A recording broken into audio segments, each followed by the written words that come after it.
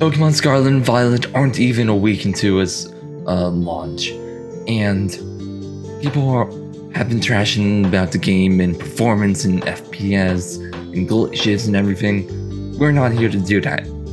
At least not yet. Anyways, this is Pokemon Scarlet and Violet Victory Road. I hope you enjoy. Let's get right into it. So you start off every game the exact same. You wake up in your room, either sitting on a chair or in your bed, and you have your stuff. You go downstairs, you talk to the parents of the game, and principal's here as well, so that's interesting. And principal is here to give you your free starter Pokemon, or at least he's here to show you them. You don't get to pick them until later. And we'll go over the options and what we chose in a second. But first off, the game looks like it came out of the GameCube. I'm sorry, it kind of does.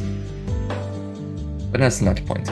Here are the free starters: Quaxley, Fuecoco, and Sprigatito, who all final evolutions are kind of meh. I think Sprigatito's the best after seeing its final evolution, but we'll get to what we picked, like I said. And what we picked was Fuecoco, who is the fire ghost type at its final stage, and he's also like a singer. After this, by the way, we're just gonna meet Miraidon, who wants a sandwich and loves it. He also helps us get through this cave that has a whole bunch of Houndour and a big Houndoom and a whole bunch of Houndour. And then there's the epic CGI cutscene. And then afterwards, he's a bit too tired and he just collapses on the floor. Look at this guy. Then Arvon appears and he's like, "Hey, do you want him?" He's like, "Sure." Then he runs off into the distance and he runs off into the sunset. Yes, I know. And then you go up and look at the view of the big city, which is kind of cool, I guess, but nah.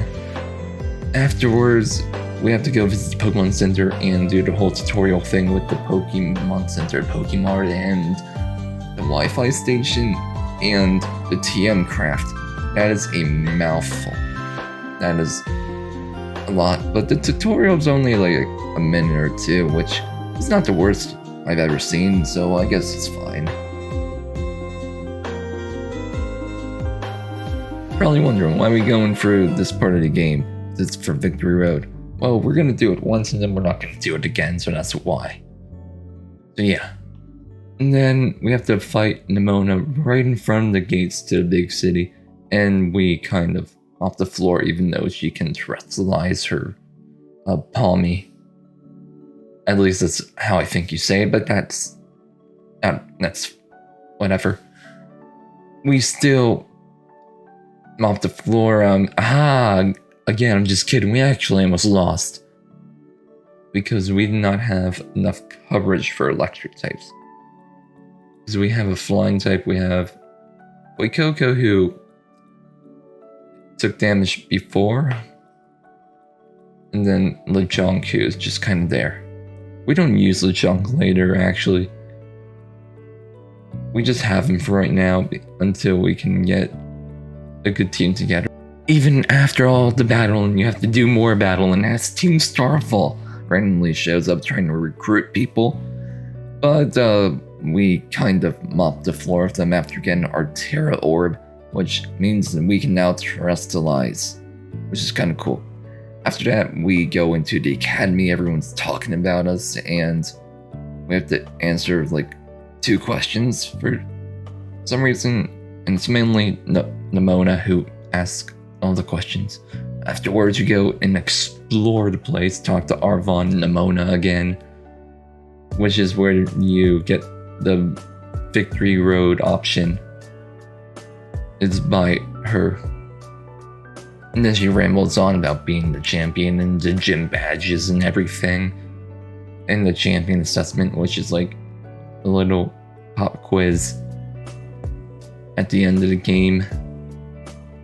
It's just it is different. There's also the Team Starfall operation, which some random guy just calls you and is like, "Hey, do you want to help me take down all the kids who are just ditching school and being an evil team?" It's like, okay, yeah. So we head west, which is where the first gym lies, and all the Pokemon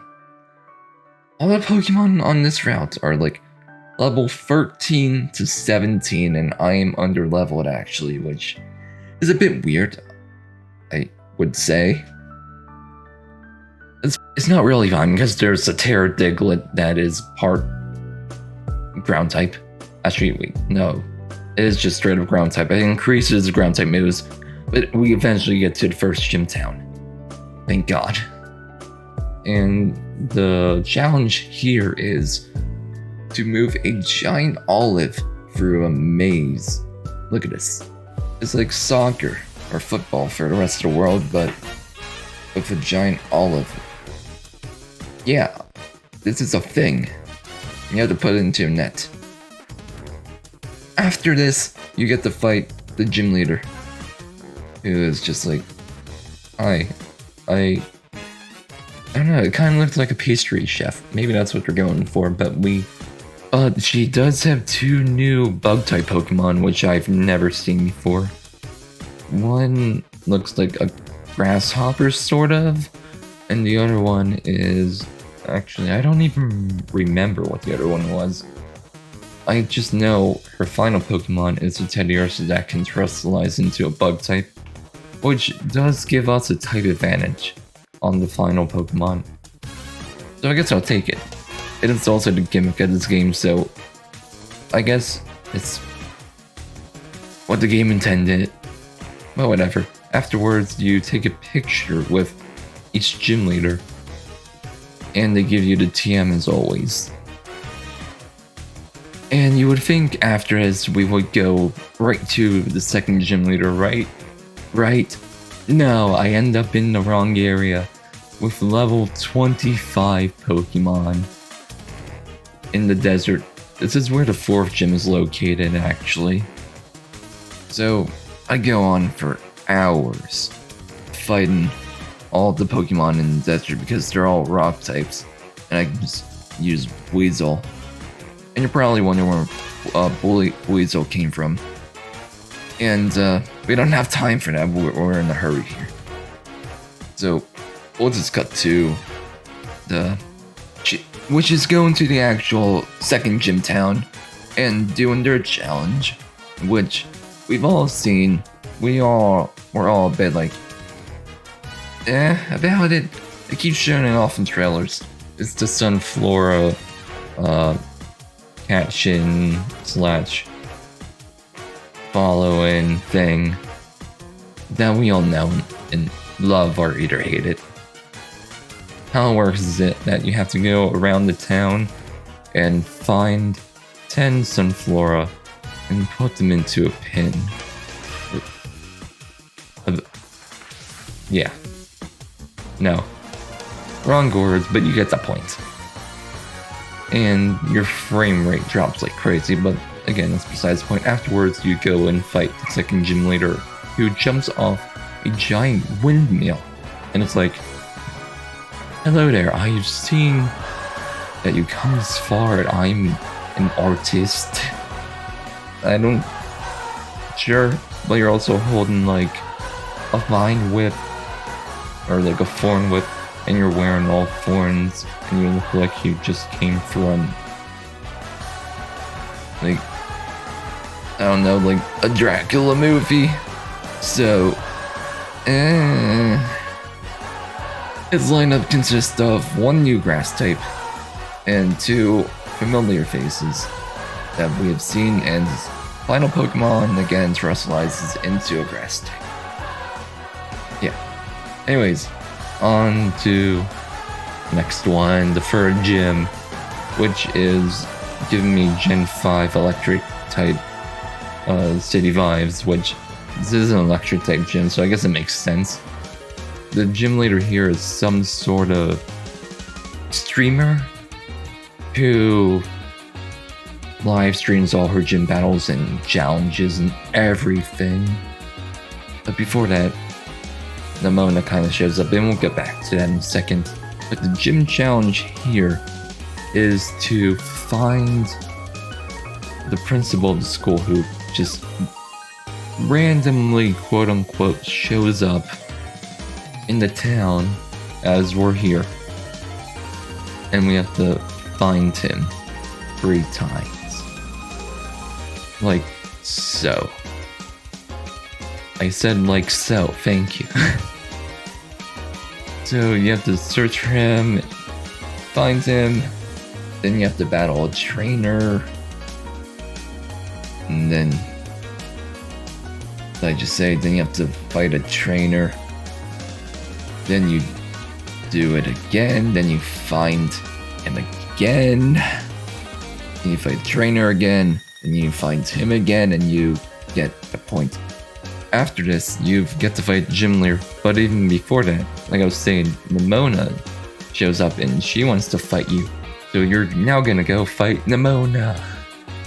And then wipe the floor against her. Because your Pokemon have a type advantage. Yeah. But anyways, on to the actual third gym leader. Who, like I said, does all the streaming stuff and is like, wow, look at me. And it even shows in the background that someone like donated 500 Pokédollars. 5,000 Pokédollars. Look at that.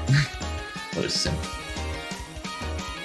But her lineup consists of 2 new electric type Pokemon that are new to Paldea, and 1 familiar face. But we're not. So we have a Palmont or Palmo who knows Dig, so we can just use Dig on all the electric type Pokemon and basically one-shot them. Besides for the bird that we have to use electric type Pokemon on. Yeah, look at this. Super effective.